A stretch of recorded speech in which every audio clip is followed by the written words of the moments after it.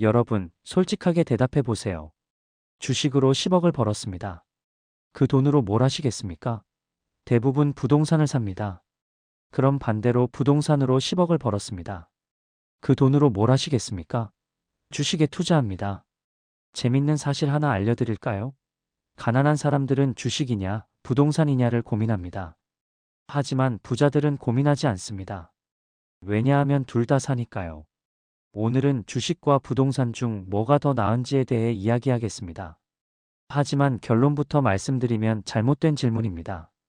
뭐가 더 나은가가 아니라 어떻게 둘 다 가질 것인가를 고민해야 합니다. 이 이야기를 끝까지 들으시면 왜 부자들은 둘 다 사는지, 그리고 여러분은 어떻게 해야 하는지 알게 될 겁니다. 먼저 주식파와 부동산파의 싸움을 보겠습니다. 주식파는 이렇게 말합니다. 부동산은 느려. 주식은 1년에 2배도 갈 수 있어. 삼성전자 보라고. 10년 전에 샀으면 몇 배 올랐어. 부동산파는 이렇게 대답합니다. 주식은 위험해. 하루아침에 반토막 날 수도 있어. 부동산은 안전해. 땅은 배신하지 않아. 주식파가 다시 말합니다. 부동산은 돈이 너무 많이 들어. 억 단위는 있어야 시작하지. 주식은 10만 원으로도 시작할 수 있어. 부동산파가 반박합니다. 주식은 공부해도 못 이겨. 기관이랑 외국인한테 당해. 부동산은 공부하면 이길 수 있어. 이런 논쟁이 끝없이 이어집니다. 하지만 이 논쟁 자체가 의미 없습니다. 왜냐하면 둘은 완전히 다른 성격의 자산이니까요. 주식의 장점부터 볼까요? 첫 번째, 소액으로 시작할 수 있습니다. 삼성전자 주식 한 주가 7만 원 정도입니다. 7만 원만 있으면 삼성전자 주주가 될 수 있습니다. 애플 주식은 미국 주식이지만 10만 원이면 살 수 있습니다. 부동산은 어떨까요? 서울에 아파트 한 채 사려면 최소 5억 원은 있어야 합니다. 대출을 받는다 해도 2억 원은 현금으로 있어야 합니다. 젊은 사람들이 주식을 선택하는 이유가 여기 있습니다. 월급쟁이가 2억 원을 모으려면 10년 이상 걸립니다. 하지만 주식은 지금 당장 시작할 수 있습니다. 서울에 사는 20대 김민수 씨는 회사원입니다. 월급이 300만 원입니다. 매달 100만 원씩 저축합니다. 1년이면 1200만 원입니다. 부동산을 사려면 2억 원이 필요합니다. 지금 속도로는 16년이 걸립니다. 40세가 되어야 집을 살 수 있습니다. 하지만 주식은 지금 당장 1200만 원으로 시작할 수 있습니다. 두 번째, 유동성이 좋습니다. 주식은 사고 팔기가 쉽습니다. 클릭 한 번이면 사고, 클릭 한 번이면 팝니다. 돈이 급하게 필요하면 바로 팔면 됩니다. 다음날 통장에 돈이 들어옵니다. 부동산은 다릅니다. 팔려고 내놓으면 몇 달이 걸립니다. 빠르면 한 달이지만 느리면 1년도 걸립니다. 급하게 팔려면 시세보다 싸게 팔아야 합니다. 부산에 사는 박철수 씨는 급하게 돈이 필요했습니다. 아버지가 병원에 입원하셨는데 수술비로 5천만 원이 필요했습니다. 박철수 씨는 아파트 한 채를 가지고 있었습니다. 팔려고 내놓았습니다. 하지만 한 달이 지나도 안 팔렸습니다. 급한 마음에 시세보다 1천만 원 싸게 내놨습니다. 그제서야 팔렸습니다. 만약 주식이었다면 어땠을까요? 클릭 한 번에 팔고 다음날 돈을 받았을 겁니다. 세 번째, 분산 투자가 쉽습니다. 1천만 원이 있다고 생각해 보세요. 주식은 10개 종목에 나눠서 살 수 있습니다. 삼성전자, 현대차, 네이버, 카카오, LG화학 이렇게 나눠 담는 겁니다. 하나가 망해도 괜찮습니다. 나머지 9개가 있으니까요. 위험을 분산하는 겁니다. 부동산은 어떨까요? 1천만 원으로는 아무것도 못 삽니다. 심지어 5억 원이 있어도 아파트 한 채만 살 수 있습니다. 분산이 불가능합니다. 그 아파트가 있는 지역이 망하면 끝입니다. 모든 걸 잃는 겁니다. 네 번째, 세계에 투자할 수 있습니다. 미국 주식을 살 수 있습니다. 애플, 테슬라, 엔비디아를 살 수 있습니다. 한국 경제가 안 좋아도 미국 경제가 좋으면 돈을 벌 수 있습니다. 부동산은 어떨까요? 미국 부동산을 사려면 미국에 가야 합니다. 엄청나게 복잡합니다. 세금 문제도 있고 관리도 어렵습니다. 현실적으로 불가능합니다. 다섯 번째, 시간이 자유롭습니다. 주식은 시간이 많이 안 걸립니다. 출퇴근 시간에 스마트폰으로 확인할 수 있습니다. 점심시간에 사고 팔 수 있습니다. 부동산은 시간이 많이 듭니다. 매물을 보러 다녀야 합니다. 부동산에 가서 상담해야 합니다. 은행에 가서 대출 상담 받아야 합니다. 계약할 때도 시간이 많이 걸립니다. 직장인들이 주식을 선호하는 이유가 여기 있습니다. 시간이 없으니까요. 하지만 주식에도 단점이 있습니다. 첫 번째, 변동성이 큽니다. 어제 100만 원이었던 주식이 오늘 90만 원이 됩니다. 10%가 순식간에 날아갑니다. 심하면 하루에 20%, 30%도 떨어집니다. 2020년 3월 코로나가 터졌을 때를 기억하세요. 코스피가 2200에서 1400까지 떨어졌습니다. 36%가 떨어진 겁니다. 1000만 원이 640만 원이 된 거죠. 대전에 사는 30대 이영희 씨는 2020년 2월에 주식을 시작했습니다. 5천만 원을 투자했습니다. 한 달 후 3200만 원이 됐습니다. 1800만 원을 잃은 겁니다. 이영희 씨는 견디지 못하고 다 팔았습니다. 주식은 도박이야. 다시는 안 해. 라고 생각했습니다. 하지만 그 후 주식은 다시 올랐습니다. 참았으면 돈을 벌었을 텐데 말이죠. 이게 주식의 가장 큰 단점입니다. 멘탈이 약하면 못 버팁니다. 두 번째, 공부가 어렵습니다. 재무제표를 봐야 합니다.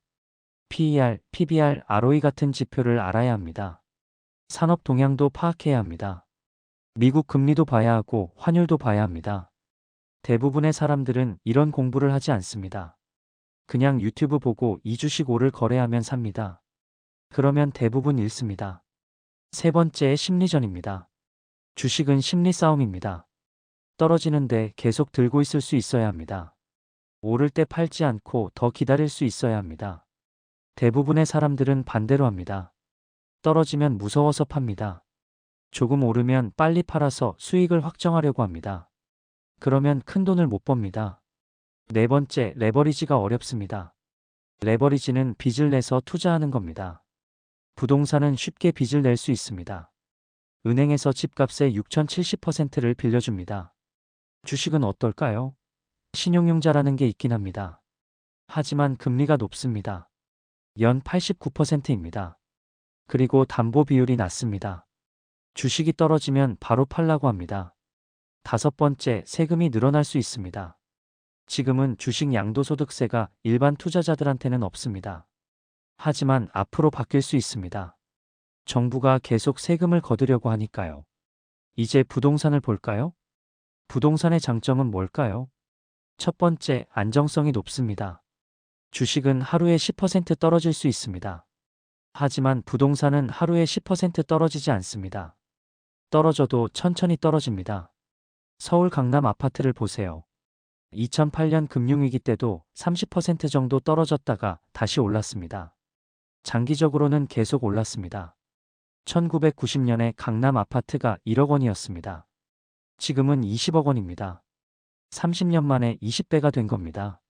중간에 오르락 내리락 했지만 장기적으로는 올랐습니다. 두 번째, 레버리지를 쓸 수 있습니다. 이게 부동산의 가장 큰 장점입니다. 은행에서 쉽게 빌릴 수 있습니다. 5억 원짜리 아파트를 산다고 생각해 보세요. 3억 원을 빌릴 수 있습니다. 내 돈은 2억 원만 있으면 됩니다. 아파트가 10% 오르면 5천만 원 올랐습니다. 내 돈 2억 원으로 5천만 원을 번 겁니다. 수익률은 25%입니다.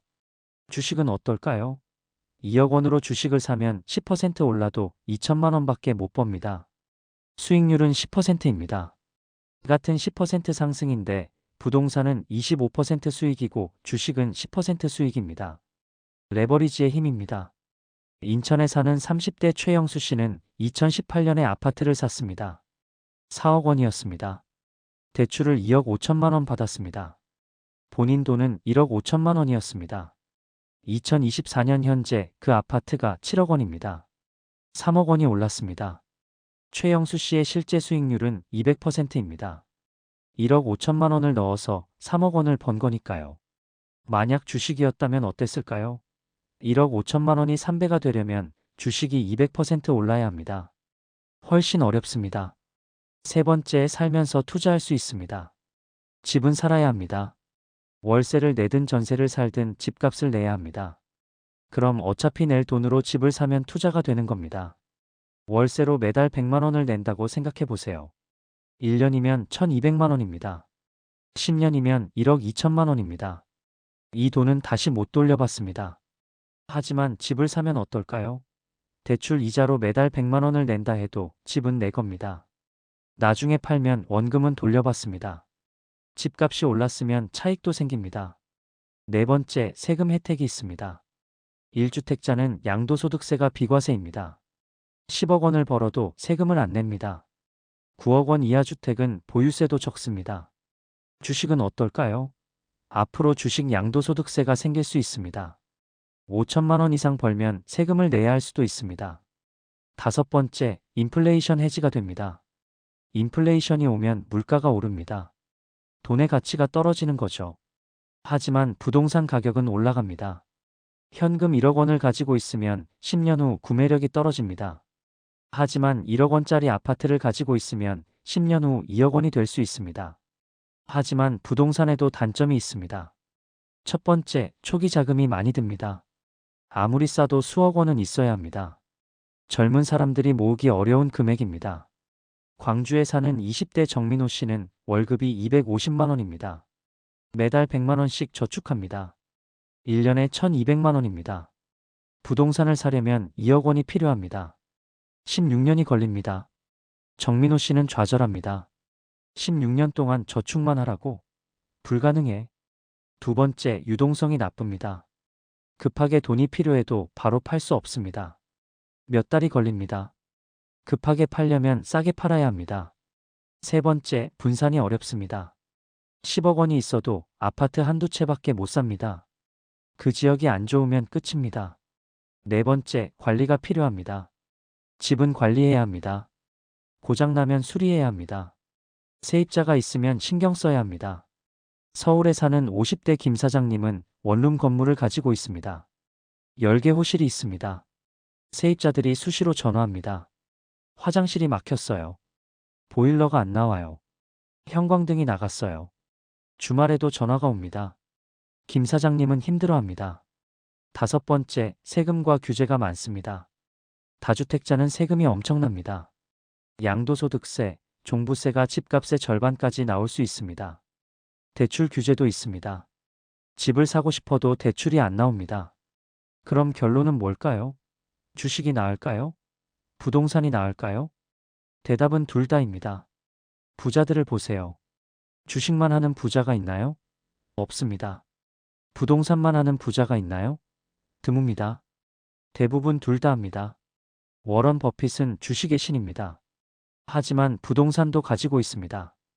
빌 게이츠도 마찬가지입니다. 마크 저커버그도 엄청난 집을 가지고 있습니다. 우리나라 부자들도 마찬가지입니다. 삼성가를 보세요. 주식도 엄청나게 많이 가지고 있지만 부동산도 엄청납니다. 강남에 빌딩이 수십 개입니다. 왜 부자들은 둘 다 할까요? 이유가 있습니다. 첫 번째, 위험 분산입니다. 주식만 하면 주식 시장이 무너질 때 위험합니다. 부동산만 하면 부동산 시장이 무너질 때 위험합니다. 하지만 둘 다 가지고 있으면 한쪽이 떨어져도 다른 쪽이 받쳐줍니다. 2008년 금융위기 때를 보세요. 주식은 50% 떨어졌습니다. 하지만 부동산은 30% 정도만 떨어졌습니다. 둘 다 가지고 있었다면 타격이 덜했을 겁니다. 두 번째, 장점을 모두 활용할 수 있습니다. 주식의 장점은 유동성입니다. 급하게 돈이 필요하면 주식을 팝니다. 부동산의 장점은 레버리지입니다. 큰 돈을 벌 수 있습니다. 둘 다 가지고 있으면 두 장점을 모두 누릴 수 있습니다. 세 번째, 단계적으로 키울 수 있습니다. 젊을 때는 돈이 없습니다. 주식으로 시작합니다. 주식으로 돈을 모읍니다. 그 돈으로 부동산을 삽니다. 부동산으로 더 큰 돈을 법니다. 그 돈으로 다시 주식을 삽니다. 이렇게 선순환하는 겁니다. 실제 사례를 보겠습니다. 서울에 사는 40대 박성공 씨의 이야기입니다. 박성공 씨는 20대 때 월급이 200만 원이었습니다. 매달 50만 원씩 주식에 투자했습니다. 10년 동안 모은 돈이 8천만 원이 됐습니다. 30세에 8천만 원으로 아파트를 샀습니다. 3억 원짜리 아파트였습니다. 대출을 2억 2천만 원 받았습니다. 5년 후 그 아파트가 5억 원이 됐습니다. 2억 원이 오른 겁니다. 박성공 씨는 그 아파트를 팔고 더 큰 아파트로 갈아탔습니다. 7억 원짜리 아파트를 샀습니다. 차익 2억 원 중 1억 원은 다시 주식에 투자했습니다. 5년 동안 그 1억 원이 2억 원이 됐습니다. 40세 현재 박성공 씨는 10억 원짜리 아파트와 주식 2억 원을 가지고 있습니다. 총 자산이 12억 원입니다. 만약 주식만 했다면 어땠을까요? 아마 3억 원 정도였을 겁니다. 만약 부동산만 했다면 어땠을까요? 집 한 채만 가지고 있었을 겁니다. 하지만 둘을 번갈아 하면서 자산을 12억 원까지 키운 겁니다. 그럼 일반 사람들은 어떻게 해야 할까요? 첫 번째 단계, 주식으로 시작하세요. 20대, 30대는 돈이 없습니다. 부동산 살 돈이 없습니다. 그럼 주식으로 시작하세요. 매달 월급의 2030%를 주식에 투자하세요. 처음에는 지수 ETF가 좋습니다. 코스피 ETF나 S&P 500 ETF를 사세요. 안전하고 장기적으로 오릅니다. 5년 정도 모으세요. 수익까지 합쳐서 1억 원 정도 만드세요. 두 번째 단계, 소형 부동산을 사세요. 1억 원이 모였다면 소형 부동산을 사세요. 서울은 비싸니까 경기도나 지방 도시를 보세요. 2억 3억 원짜리 아파트를 찾으세요. 대출을 받아서 사세요. 그리고 기다리세요. 이때부터는 주식 투자를 줄이세요. 대신 대출을 갚는 데 집중하세요. 세 번째 단계, 집값이 오르면 갈아타세요. 5년 정도 지나면 집값이 오를 겁니다. 30% 정도 오르면 파세요. 그리고 더 큰 집으로 갈아타세요. 차익의 일부는 다시 주식에 투자하세요. 이렇게 주식과 부동산을 왔다 갔다 하는 겁니다. 네 번째 단계, 반복하세요. 이 과정을 반복하세요. 주식으로 모으고 부동산 사고 차익 내고 다시 주식 사고. 이렇게 2030년 하면 자산이 10억 원 이상 됩니다. 중요한 원칙 몇 가지 알려드리겠습니다. 첫 번째, 비율을 정하세요. 젊을 때는 주식 70%, 부동산 30%가 좋습니다. 돈이 적으니까 주식 비중을 높이는 겁니다. 나이가 들수록 부동산 비중을 높이세요. 40대는 주식 50%, 부동산 50%가 좋습니다. 50대는 주식 30%, 부동산 70%가 좋습니다. 두 번째, 빚을 두려워하지 마세요. 좋은 빚이 있습니다. 자산을 사는 빚은 좋은 빚입니다. 부동산 대출은 좋은 빚입니다. 나쁜 빚도 있습니다. 소비하는 빚은 나쁜 빚입니다. 자동차 할부, 카드 빚은 나쁜 빚입니다. 좋은 빚은 최대한 활용하세요. 나쁜 빚은 절대 내지 마세요. 세 번째, 공부하세요. 주식도 공부해야 합니다. 부동산도 공부해야 합니다. 공부 없이 투자하면 잃습니다. 매일 30분씩 공부하세요. 책을 읽으세요. 유튜브를 보세요. 뉴스를 보세요. 1년이면 엄청난 지식이 쌓입니다. 네 번째, 조급하게 생각하지 마세요. 부자가 되는 건 시간이 걸립니다. 1년에 부자 되려고 하지 마세요. 10년, 20년 계획을 세우세요. 복리의 마법을 믿으세요. 매년 10%씩 수익을 내면 7년이면 2배가 됩니다. 14년이면 4배가 됩니다. 다섯 번째, 타이밍을 잡으세요. 주식이 폭락했을 때 사세요. 모두가 두려워할 때 사는 겁니다. 2020년 3월처럼 코스피가 1400까지 떨어졌을 때 사야 합니다. 부동산도 마찬가지입니다. 부동산 시장이 얼어붙었을 때 사세요. 모두가 안 살 때 사는 겁니다. 그리고 모두가 사려고 할 때 파세요. 택시 기사님이 주식 이야기하면 팔 때입니다. 부동산도 마찬가지입니다. 마지막으로 명심하세요. 가난한 사람들은 주식이냐, 부동산이냐를 고민합니다. 하나만 선택하려고 합니다. 하지만 그건 잘못된 질문입니다. 부자들은 고민하지 않습니다. 둘 다 합니다. 왜냐하면 둘은 다른 성격의 자산이니까요. 둘 다 필요합니다. 주식은 유동성과 접근성이 좋습니다. 젊을 때 시작하기 좋습니다. 부동산은 안정성과 레버리지가 좋습니다. 큰 돈을 벌 수 있습니다. 둘을 결합하면 시너지가 납니다. 주식으로 모으고 부동산으로 키우고 다시 주식으로 돌리고 이렇게 하면 자산이 눈덩이처럼 불어납니다. 나는 돈이 없어서 못해 라고 생각하지 마세요. 박성공 씨도 처음에는 월급 200만 원이었습니다. 하지만 꾸준히 하니까 12억 원을 만들었습니다. 여러분도 할 수 있습니다. 지금 당장 시작하세요. 월급의 20%를 주식에 투자하세요. 5년 동안 모으세요. 그 돈으로 소형 부동산을 사세요. 5년 기다리세요. 차익을 내세요. 다시 주식에 투자하세요. 이 과정을 20년 반복하면 여러분도 자산 10억 원을 만들 수 있습니다. 중요한 건 시작하는 겁니다. 주식이냐 부동산이냐를 고민하며 시간을 낭비하지 마세요. 둘 다 하세요. 오늘부터 시작하세요. 10년 후 여러분은 오늘을 감사하게 될 겁니다. 감사합니다.